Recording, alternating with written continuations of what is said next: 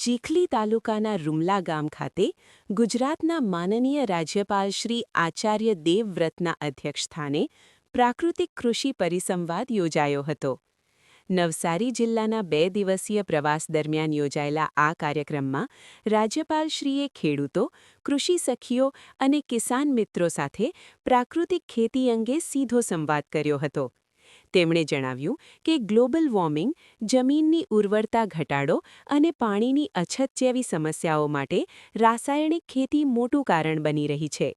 રાજ્યપાલશ્રીએ જણાવ્યું કે ડીએપી અને યુરિયા જેવા ખાતરોના ઉપયોગથી નાઇટ્રસ ઓક્સાઇડ જેવા હાનિકારક વાયુઓ ઉત્પન્ન થાય છે, જે પર્યાવરણ માટે અત્યંત નુકસાનકારક છે. તેમણે પોતાના અનુભવ શેર કરતા જણાવ્યું કે તેઓ 200 એકર જમીનમાં પ્રાકૃતિક ખેતી કરે છે, જેમાં ખર્ચ ઓછો અને પાણીનો ઉપયોગ પણ લગભગ 50% ઓછો થાય છે. તેમણે ખેડૂતોને પ્રાકૃતિક ખેતી અપનાવવા માટે પ્રેરણા આપતા કહ્યું કે શરૂઆતમાં 1 એકરથી પ્રયોગ શરૂ કરી ધીમે ધીમે વિસ્તાર વધારવો જોઈએ. ગુજરાતમાં હાલમાં આશરે 8 લાખ ખેડૂતો પ્રાકૃતિક ખેતી કરી રહ્યા છે અને તેને જન આંદોલન બનાવવાનું અભિયાન ચાલી રહ્યું છે. આ પ્રસંગે રાજ્યપાલશ્રીએ પ્રાકૃતિક ખેત પેદાશ અને વિવિધ વિભાગોના 22 સ્ટોલની મુલાકાત લીધી હતી.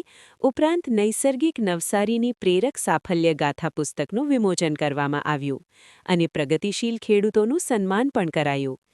રાજ્યપાલશ્રીએ તમામ ખેડૂતોને પ્રાકૃતિક ખેતીનો સંકલ્પ લેવડાવી આવનારી પેઢીને ઉપજાઉ ધરતી આપવાનો સંદેશ આપ્યો.